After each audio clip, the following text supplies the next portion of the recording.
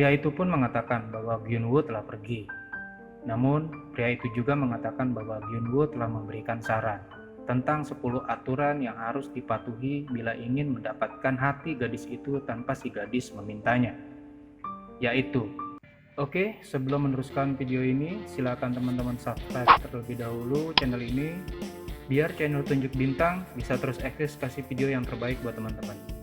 Dan jangan lupa klik tombol lonceng agar teman-teman mendapatkan pemberitahuan bila ada video terbaru dari channel ini. Semoga teman-teman semua dalam lindungan Tuhan Yang Maha Esa. Amin. Pertama, jangan memintanya jadi feminim.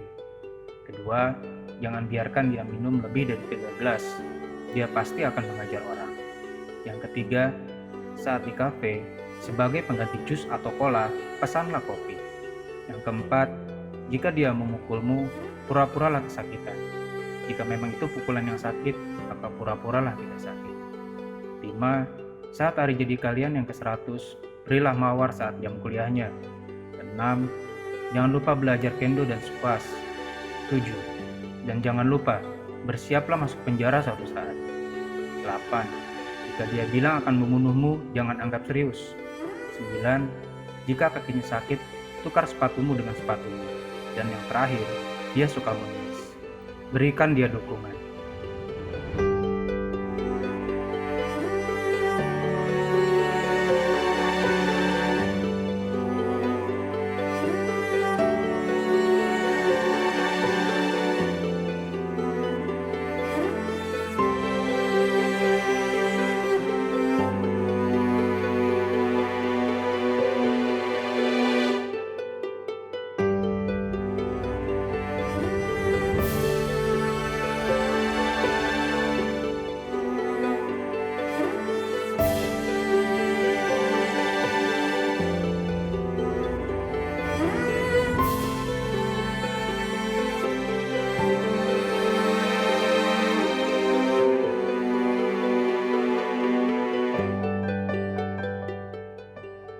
Melalui pusat informasi, akhirnya gadis itu menyuruh Gyun-woo untuk mendatanginya.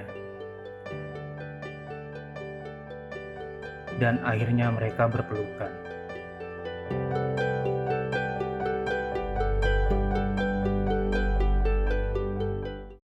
Setelah bertemu, si gadis meminta Gyun-woo untuk pergi ke bukit di seberang dari posisi mereka sekarang, dengan alasan apakah suara si gadis terdengar oleh Gyun-woo. Gyun-woo pun mengikutinya. Setelah Gyun-woo sampai di sana, gadis itu berteriak-teriak memanggil-manggil Gyun-woo dan meminta maaf atas semua yang telah dilakukan pada Gyun-woo sambil menangis penuh dengan linangan air mata. Gadis itu sudah tidak kuat menahan perasaannya yang justru sangat kuat. Hingga pada akhirnya si gadis meminta surat yang ditulis oleh Gyun-woo dan memasukkannya ke dalam sebuah wadah berbentuk kapsul, bersama dengan surat ungkapan hati si gadis juga. Dan wadah inilah yang dinamakan kapsul waktu. Gadis tersebut meminta Gyun-woo untuk mengubur kapsul waktu itu ke dalam tanah dan membukanya lagi setelah 2 tahun kemudian. Dengan begitu, maka mereka akan sama-sama tahu perasaan mereka setelah membacanya bersama nanti. Akhirnya mereka pun berpisah.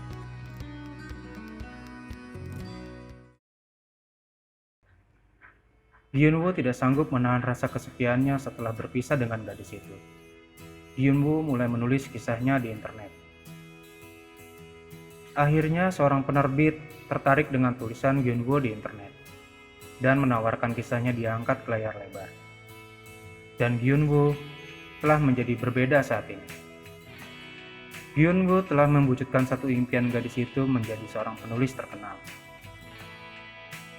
Hingga pada akhirnya Gyun-woo membuka kapsul waktu tanpa gadis itu, karena gadis itu tidak datang tepat di mana 2 tahun telah berlalu sudah.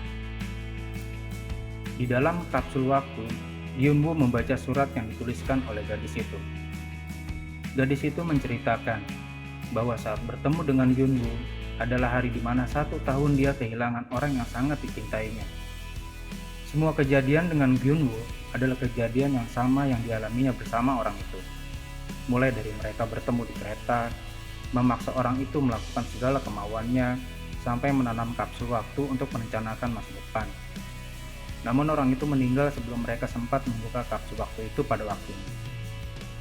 Gadis itu pun menaruh harapan pada Byun-woo untuk bisa menggantikan posisi orang itu dalam hidupnya. Namun, semakin gadis itu memihak hatinya pada Byun-woo, dia akan semakin bersalah. Maka dari itu, si gadis tidak datang pada hari ini. Bukan karena gadis itu tidak menyukai Byun-woo, namun lebih kepada belum siapnya dia menemui Byun-woo.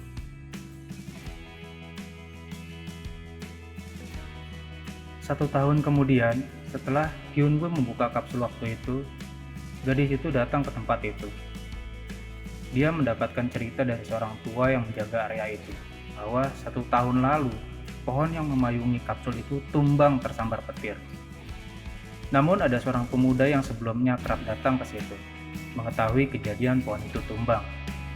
Akhirnya dia meminta kepada orang tua itu untuk menanamkan pohon yang sama. Pak tua bertanya, mengapa harus bersusah payah menanam pohon kembali? Jawab pemuda itu, akan ada seorang gadis yang akan sedih bila tahu pohon itu sudah tidak ada. Byun-woo, batin si gadis.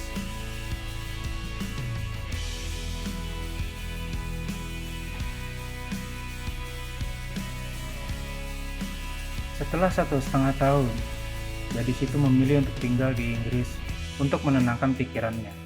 Akhirnya dia kembali. Dia langsung menemui ibu dari kekasihnya yang meninggal dulu di Bopyeong, seperti yang selalu dia lakukan dulu. Dari sebelum kematian kekasihnya hingga setelah dia masih bersama Byun-woo, tanpa Byun-woo ketahui. Betapa kagetnya gadis itu juga Byun-woo. Ternyata Byun-woo adalah keponakan dari ibu kekasihnya dulu. Sementara Byun-woo baru menyadari ternyata dahulu adalah hari di mana 1 tahun sepupunya meninggal dan berencana mengunjungi bibinya. Akhirnya mereka pun kembali bersatu, tanpa harus ada yang merasa bersalah dan tersalahkan. She is my sassy girl.